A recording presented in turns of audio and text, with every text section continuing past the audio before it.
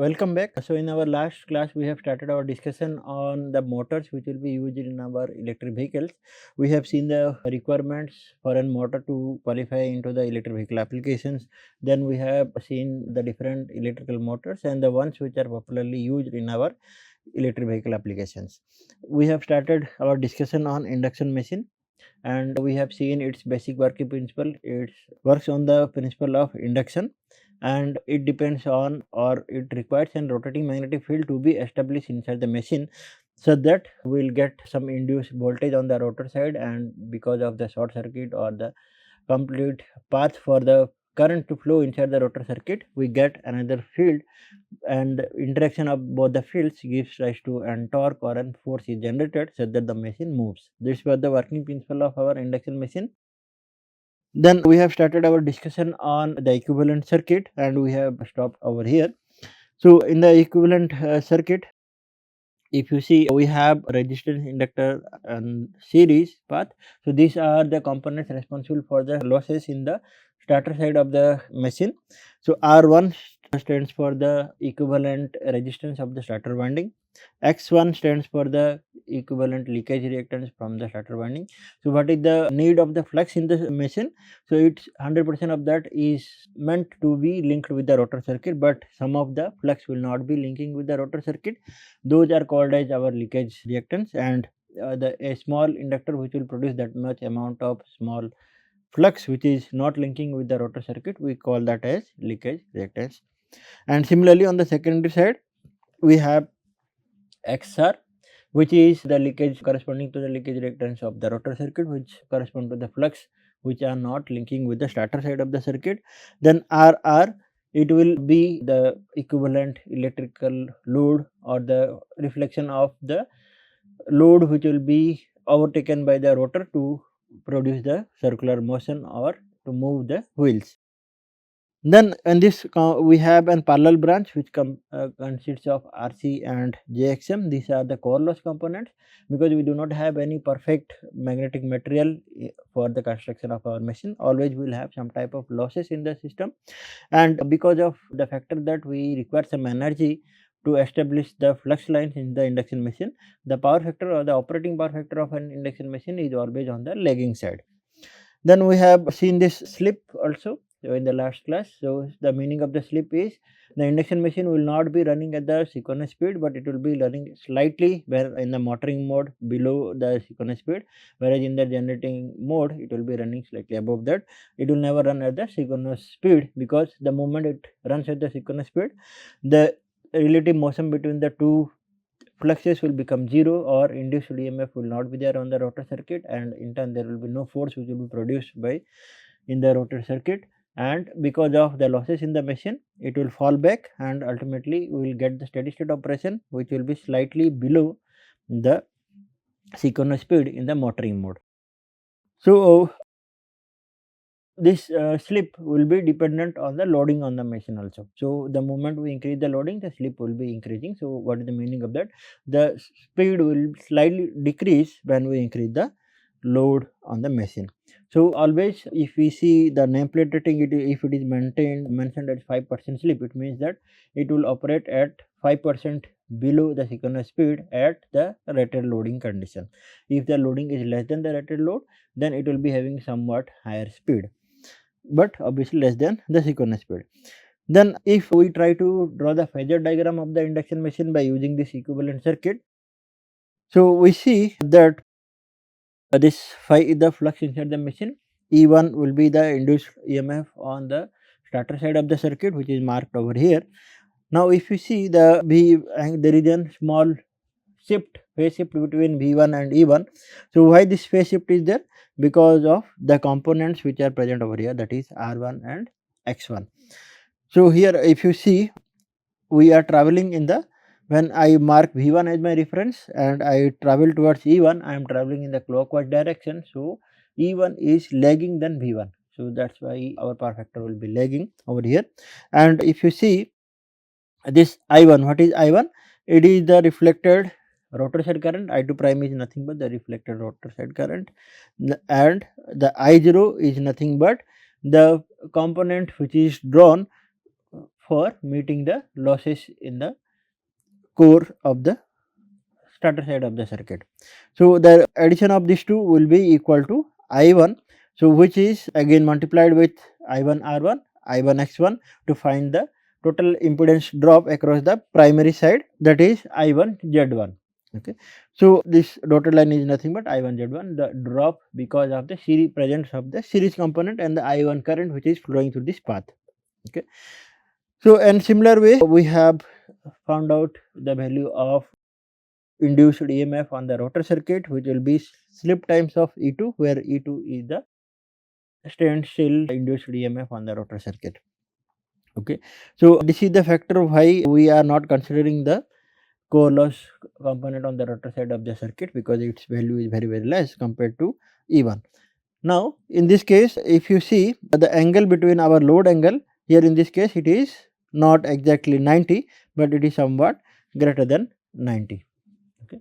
So, this was the factor why we said that the induction machine was very difficult to control or to have very fast response, dynamic response from the induction machine, similar to that of a DC machine, where the DC machine had perfectly quadrature angle, or the load angle was perfectly quadrature in that case. So, when we have quadrature components, the projection of one on the other will be 0, or both will be independent from each other. Because of that, the response to speed variation or the dynamic response of our DC machine was better with the conventional control techniques. But when we go for conventional control technique for induction machine, that is VVVF control, there it was response was not that fast. So, that is why we have gone into the vector control, which is again based on our quadrature components, that is DQ frame control. Okay. So, we will go to that topic shortly. Before that, let us see what will be the torque which will be produced in the induction machine. So, it is power developed by your omega m. So, now here the power developed will be omega. What will be the value of omega? Now, it will be 2 pi by Nm by 60. Okay. So, that is the value of our omega. Okay. So, why Nm by 60 is there over here? So, because generally we measure the speed in RPM, rotations per minute, but we wanted per second. So, that is why the factor of 60 has come into picture over here. Now, the factor of 3, because the induction machine will generally be a 3-phase motor, and if we are trying to replace it or use the power developed per phase, then we will be multiplying it with 3 to find the total power being developed by all the 3 phases.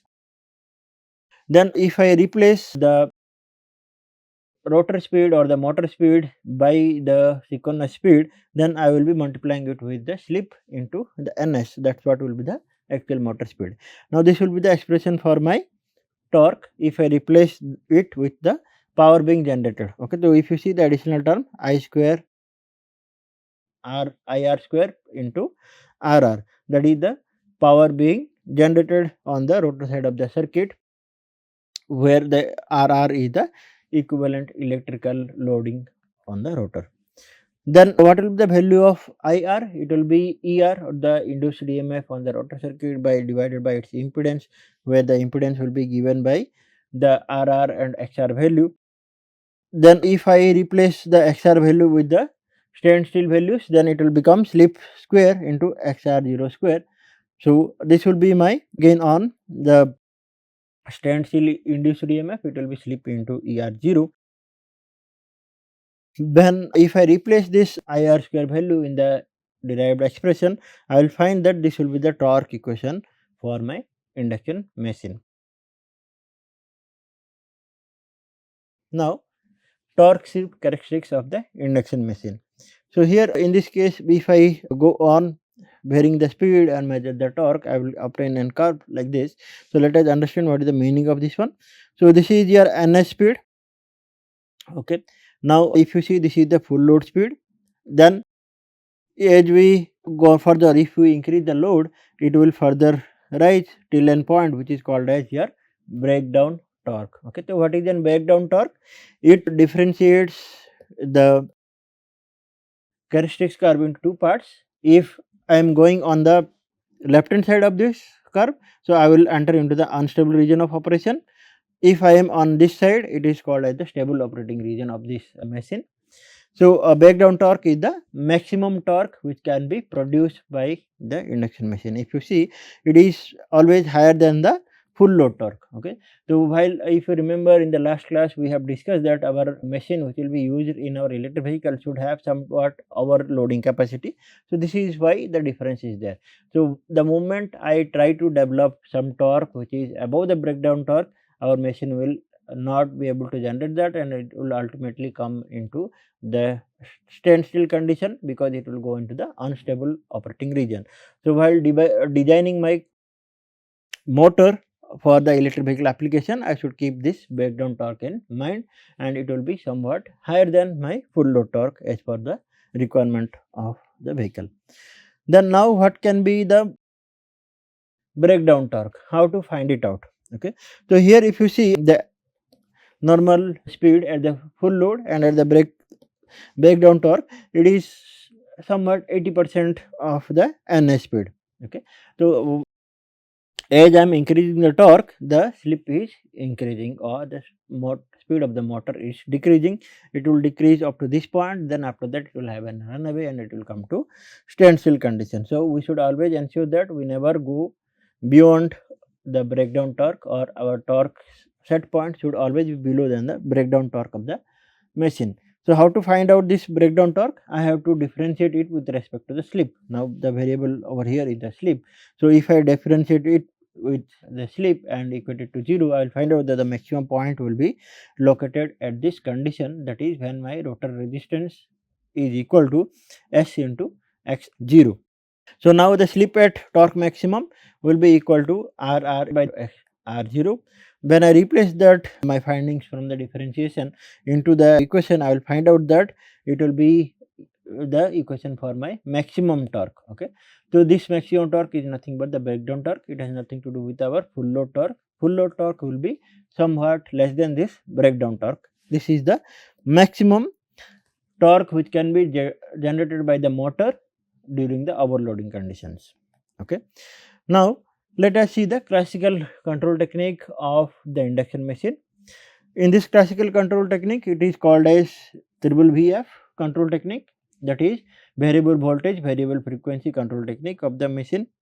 So, it is classical control technique because traditionally this was used, and this control technique was sluggish compared to the vector control technique or the new control techniques which we are using in our electric vehicle nowadays.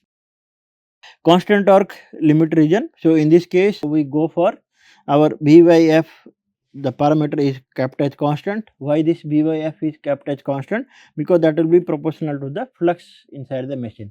Always the flux inside the machine is kept near the knee point or near just below the saturation of the machine, and we do not want the machine to go into the saturation region. So, when we go for lower speeds, we maintain VYF as constant, so that flux inside the machine will be constant. Okay. So, if you see, this is the constant torque region in the graph. Okay. So, here if you see the characteristics obtained during the constant torque operating region, in this region the torque can be increased to the maximum by utilizing the maximum current. So, what is the meaning of that? If I keep the current at maximum set point, then the torque will be at its maximum value. Okay. Slowly I am increasing the value of voltage, and similarly the frequency will also be changed, so that VYF is maintained constant in the initial region of the speed torque characteristics. Okay. Then the power increases in proportion with the speed. Okay. So, as I have kept the current constant or the torque is constant, now we have seen what is the meaning of power being developed in the induction machine, because it is an rotational motion circuit. So, it will be depending on the speed. So, as I increase the speed, torque is constant, so my power will also be increasing. At the rated speed, the motor will be reaching the terminal voltage. Okay. So, what is the meaning of that? So, it will be reaching the, suppose I say 230 volt induction machine. So, at this rated condition or at the rated speed, it will be supplied with 230 volts. So, I cannot increase the voltage beyond this point, because the insulation and all the other parameters are designed for withstanding this V max value or the rated voltage value. So, what option is left with me if I want to further increase my speed? So, I have to go for V being kept at the rated and frequency above the rated values. Okay, so instead of keeping VVF as constant, after I reach the rated terminal voltage, I will keep the voltage constant and I will increase the frequency. Okay, so if you see V by F, it was proportional to phi. Okay, so now if in the previous case my voltage was less and if I suppose I am not changing the frequency, what will happen in that case? In that case my flux will be increasing. Okay, so what will the effect of that one? So the motor may go into saturation. So that's why below the reference or the rated voltage we maintain V by F constant. Now in this case we have kept V at fixed value and now we are decreasing the frequency. Okay, so in the first case when the terminal voltage was less than the, in this operating region, why we have kept V by F as constant? Because if suppose I maintain the voltage at the terminal at the rated value and suppose I decrease the frequency, what will happen now?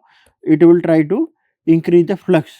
Okay, so because of this factor the motor was going into saturation. Okay, but when I have reached the terminal voltage value, so I can keep this at fixed value and I can still increase the frequency and my flux will be decreasing. So we will be going into flux weakening mode or will not go into saturation above the rated voltage has been supplied and frequency is being increased above the rated value. Okay, the below the rated value I cannot only decrease the frequency, I have to decrease the voltage also in proportion so that the flux is constant and it does not go into saturation.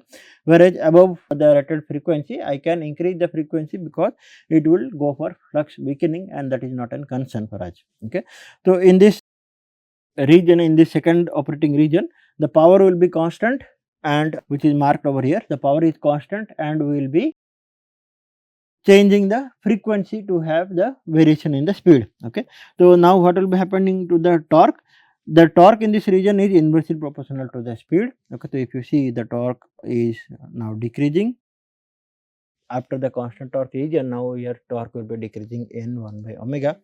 Since the maximum voltage and the maximum current are utilized, so the power remains nearly constant in this case. Okay, so we are supplying the terminal voltage. If you see the voltage is at fixed value, the current is also at its rated value, so the power will be fixed at its rated value.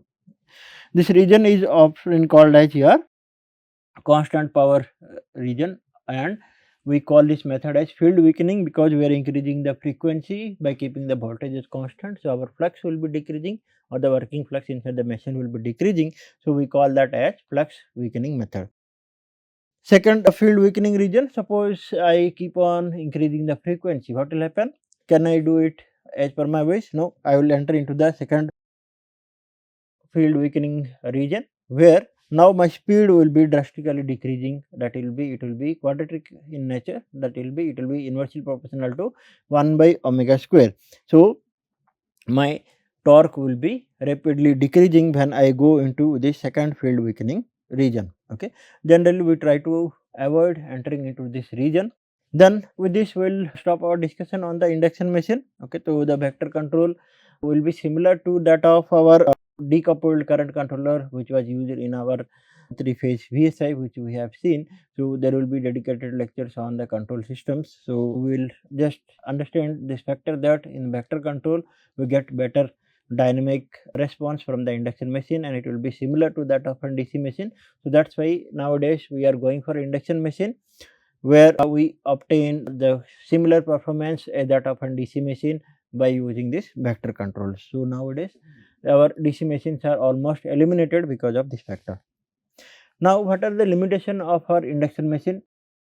So we have seen that performance wise our PMSM was better than the induction machine. Okay, but the advantages of the induction machine is it is most commonly available or it is cheaper machine compared to the PMSM. It will be bit costlier by because we have this requirement of permanent magnets which are generally made of rare earth materials. We will see what will be the materials which will be used in the permanent magnet. So this is an AC synchronous motor. So what is the meaning of this one? It will run at the synchronous speed. What is the meaning of synchronous speed? We have already understood in our discussion during the induction machine. It uses permanent magnets on the rotor side of the circuit rather than electromagnets. Okay, so we do not have any supply on the rotor side. Rather than that, we place permanent magnets, or the magnets which will be there, they will be producing the required flux inside the machine. It operates without brush or slip rings. That is one of the advantage of this one, that it does not require any supply on the rotor side of the circuit. By eliminating the rotor copper losses commonly in induction machine, it offers higher efficiency and high power density. Okay, so while discussing the advantages of PMSM, we have discussed this factor, that on the rotor side there will be no electrical connections because we have permanent magnet. So because of that, our efficiency and power density will be higher of this PMSM compared to the induction machine.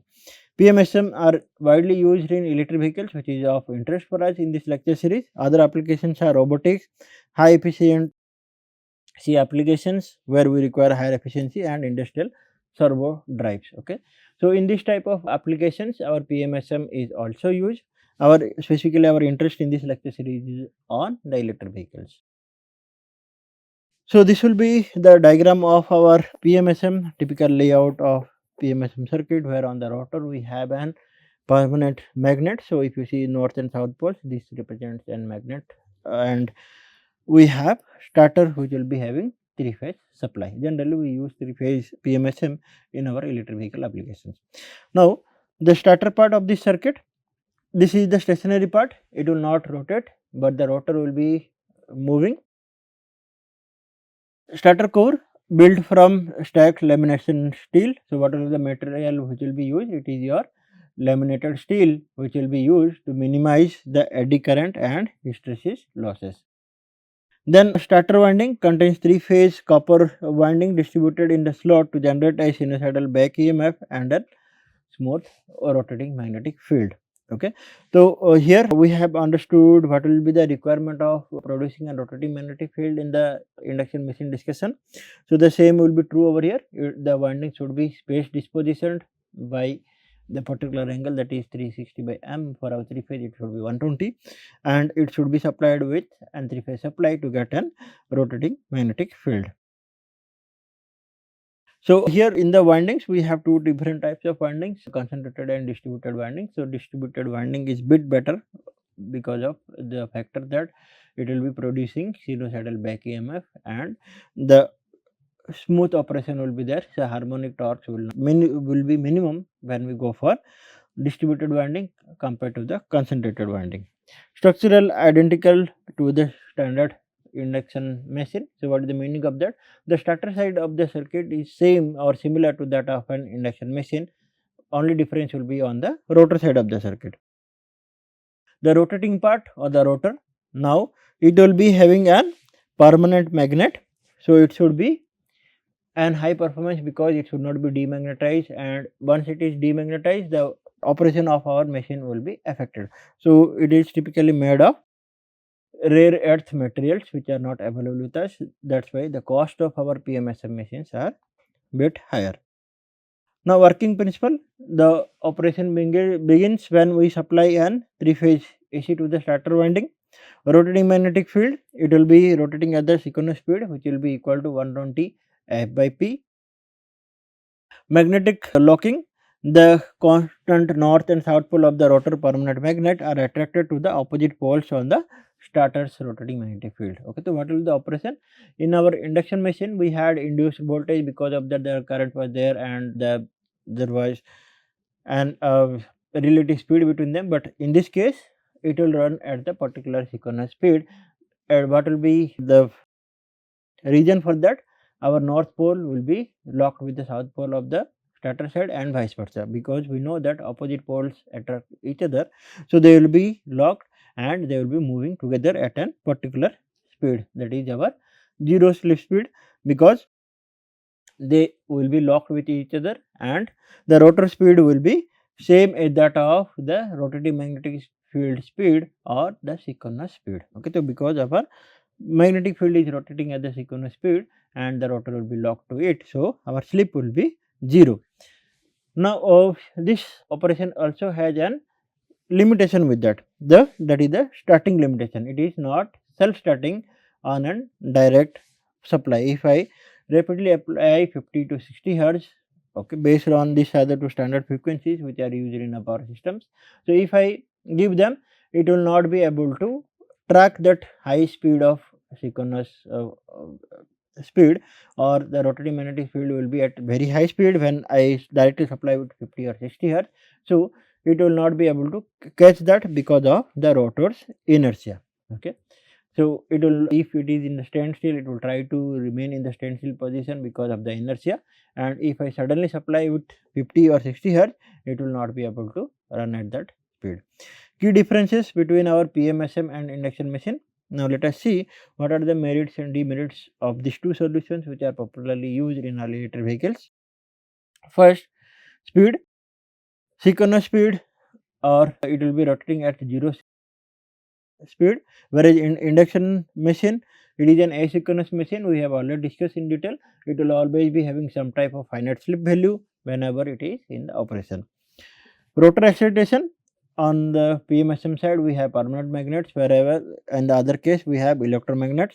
Efficiency, the PMSM will be the winner in this case. It will be having higher efficiency because the rotor side losses are completely eliminated because we do not have any supply, whereas in this case the rotor copper losses are present. Because of that, the efficiency will be slightly less compared to the PMSM. Starting, it requires variable frequency drive or some other mechanism for starting, whereas induction machines are self starting. Directly we can give the supply and rotating magnetic field will be produced and our rotor will slowly start moving, and we will be going towards the synchronous speed, and it will settle at a particular slip value, whereas our PMSM, because of the rotor's inertia, it requires some special starting mechanism, and it will, once it is started, it rotates at the synchronous speed. Power density higher compared to the induction machine. The power density of my PMSM will be better.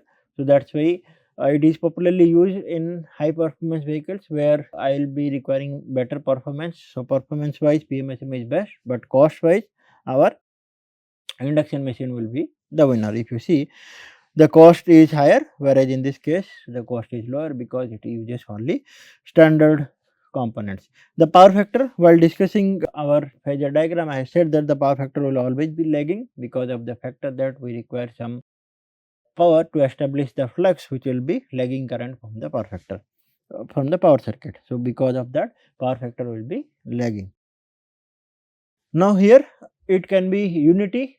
If I have that requirement, it can be made unity because the rotor is having permanent magnet which does not require any external supply to establish the fluxes. Maintenance, it has low maintenance, but only thing which is concern for us is the demagnetizing of the permanent magnet. Okay. Here it is extremely low because it is more robust machine compared to the induction machine. Because of these merits and demerits, these are the two popular motors which are selected for our four wheelers EV drive. Okay. Then let us see what will be the types of permanent magnets or the materials which will be used inside the permanent magnet. First is our ferrite, common commercial magnet. So, low production cost in this one, higher electrical resistance and hence low eddy current losses. This is the advantage of the circuit. High temperature coefficient and low energy density, leading to sensitivity to temperature variation and bulky in size. Okay. So, as the energy density is less, so the size of the permanent magnet required to produce an particular amount of flux will be higher in this case. The other material is Alnico. So, in this case it is iron based aluminum nickel cobalt. So, this is the expansion of this material. So, it is an alloy which will be containing iron in conjunction with our aluminum, nickel and cobalt. High curie temperature, it can be used for operation at higher temperature. So, curie temperature is that point at which the demagnetization will be beginning. So, it is having an high curie temperature. So, I can operate at higher temperature. That will be the advantage of this one. Easily demagnetize, limits the application of to the permanent magnets. Okay. So, this is the reason why it will be having high effect of high demagnetization. That is why we limit its application in the PMSM synchronous machines. Okay. Then the other one is Samarium-Cobalt. So, SMCO. high reluctance, high conductivity, high energy density, high core temperature and low temperature coefficient. So, these are the merits of this material. Well suitable for application of PMSM here because of high power density and higher efficiency and higher stability. So, this material can be used in our PMSM, but it is very expensive. Okay, so the main limitation of this is, although it has various advantages, but it is very expensive. Now, this is the one which will be popularly used, Neodymium-Iron-Boron based permanent magnet. So, better magnetic property than the previous solution and relatively less expensive rare earth material. So, the main limitation of our option 3 was it was very expensive. So, now this is the solution. It has similar type of performance and it is cheaper also. The relatively low Curie temperature limits its use for high temperature applications. Okay, so it is having an Curie temperature of around 345 degrees. So, if we are going for this magnet, we should keep in mind that the motor should not be overheated. Currently, it is mostly used material inside our electric motor because it provides better performance as well as the cost is relatively less compared to the other solutions. Now, the operation of our permanent magnet, it relies on the permanent magnet to generate the torque because that will be the one which will be producing the fluxes. Now, if we lose this magnetizing strength, suppose the rotor is demagnetized because of some factor, it will be leading to the failure of our motor circuit inside the electric vehicle. Okay, so we should always ensure that demagnetizing is not affected or happening inside the motor. So, what are the main regions of demagnetization in the PMSM permanent magnet? The first is thermal overloading. So, because of continuous running of the vehicle at high speed, we will be having thermal overheating. So, because of that, our demagnetization may occur. Electrical or magnetic stress expressive opposition fields. So, when we go into the control of this machine, we will see that sometimes opposition fields will be generated. Those can be the region for demagnetization of the permanent magnet inside the PMSM. Environmental and mechanical factors. So, because of the continuous vibration and those things which will be subjected in this electric vehicle application, because the motor will be moving with the electric vehicle. So, because of that we can have some type of demagnetization. Consequences of this demagnetization, suppose due to some of the above factors my permanent magnet has started demagnetizing. So, what will be the effect of this one? Loss of torque capacity, because as the permanent magnet is demagnetized, it will be reducing the working flux. Because of that, our torque production capacity will also be decreasing. This can result in cascaded failure, that is, it can have an repeated condition and the demagnetizing will be increasing slowly and ultimately we will be having failure of the permanent magnet. Control instability, because of demagnetization we can have the unstable operating region. Whenever we go into the unstable operating region, our reference point will not be followed or the motor will not behave as per the command of the user.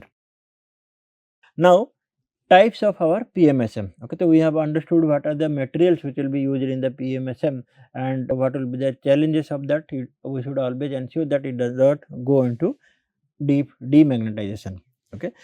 So, types of PMSM: surface mounted technology. So, here if you see, these are classified based on the placement of our permanent magnet inside the rotor structure. In this case, they will be placed on the surface of the rotor. So, that is what is shown over here. The second is PMSM. Here in this case, the permanent magnets are glued on the rotor surface by using the epoxy adhesive. Okay. So, construction wise it will be the simpler one, because on the we have an circular die, on that we have fixed our permanent magnet. D and Q axis stator winding inductance are nearly the same.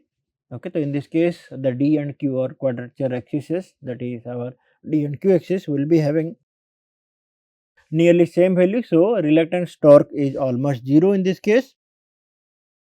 Possibility that PM may fly apart during high speed operation. Why? So, here if you see, there is the mechanical strength of this attachment will be purely dependent on the strength of the adhesive material. Okay. So, at high speed it will be subjected to high force, and it may happen that the permanent magnet may get detached. That is what is the meaning of may fly apart, that is, it will be detached from the rotor circuit and we can have an failure of the machine. The other type of our PMSM is surface insert topology. In this case, if you see how it is different, the rotor die is not in circular in this case. Now we have some type of grooves or cutout sections where we will be placing the permanent magnet. So, our permanent magnet is on the surface, but it is inserted into the rotor structure. Okay. So, stability wise compared to the previous one, this will be more stable option. Permanent magnets are inserted on the rotor surface. The Q axis inductance becomes higher than the D axis inductance. In this case, reluctance torque will be generated because of this factor, because now the Q and D axis inductances are different. Better mechanical integrity to withstand centrifugal force during the high speed operation. Okay. So, in the previous case, during the high speed operation, centrifugal force on the magnet was higher. So, if there is an adhesive failure, that was an concern for us, whereas in this case it will be better suitable for high speed operation. Then inner PMSM. So, in this case also we will have two different types. So, where instead of surface, now we will place the magnet inside the rotor structure. PM are radially magnetized and buried inside the rotor structure, further improving the mechanical integrity compared to the previous solution, that is the option 1 and 2. This will be more stable because the permanent magnet is inside the rotor structure completely. So, there is minimum chance of permanent magnet becoming detached from the rotor structure. Additional reluctance torque will be present in this case. Now, in this we have two different types: inner radial topology. So, linear PM that are easier for insert and are easily machinable. So, what is the meaning of that? The manufacturing process can be done automatically. Okay. Now, the other one is inner circumferential topology. Okay. So, in this case, if you see, the placement of the permanent magnet is somewhat different from the previous case. Okay. So, what will be the, they are placed in the circumferentially magnetized and they will be placed inside the rotor structure. So, what are the advantages? Flux focusing concentration is better in this case. Okay. So, these are the types of our induction machine, 4 different types. So, how they are classified? Because based on the placement of the permanent magnet on the rotor circuit. So, these are the 4 different varieties. 2 are surface mounted, 2 are interior mounted. Okay. Now, torque production inside the PMSM and the DQ model. Okay. So, the torque equation will be given by this. So, it will have two type of inductions. We have already discussed LD and LQ, the direct axis and quadrature axis reactances, and magnetizing alignment torque. So, this is the primary force created by the permanent magnet flux, that is lambda m interacting with the q axis current. Okay. So, because of the interaction of lambda and IQ, we get this magnetic alignment torque. The other one is reluctance torque, which we have seen based on the different types of rotor structure. We had different types of reluctance torque. So, the equation of reluctance torque will be this much. So, if you see that anti-torque contains two parts, which we have split it now. First will be our magnetic alignment torque, second one will be a reluctance torque. This is generated by because of the silency. Okay, so what is the silency? When we have a difference between LD and LQ component, we say the rotor structure is having some type of silency. If they are equal, we say that is a non-silent rotor. Okay, so in that case, reluctance torque will be 0. Okay, so here because of the silency or the difference between the LD and LQ components, we get reluctance torque twisting into alignment of the magnetic field path of least resistance. Okay. So, here we get this reluctance torque. Always the behavior of our electricity is to flow through the minimum resistance path. Similarly, magnetic flux will flow through the path which will have minimum reluctance, okay, or minimum opposition to it. So, because of this difference between LD and LQ, we get the reluctance torque. Now, the DQ model of this one. So, we are not going into the detailed derivation of this model and the torque equations. So, we have the reference. If someone is interested can go through that. So, here this will be the DQ model of the PMSM machine. So, if we see why this DQ model is important for us, because it is the one which will be used for our vector control of the induction machine. So, we will conclude at this point, or we will stop at this location. So, what we have done till now? So, till now we have seen the induction machine and its operation and its advantages and limitations. Then we have started our discussion on PMSM and the types of PMSM. We have seen the torque model and the DQ model of the PMSM. We will continue from this point in the next class. Thank you.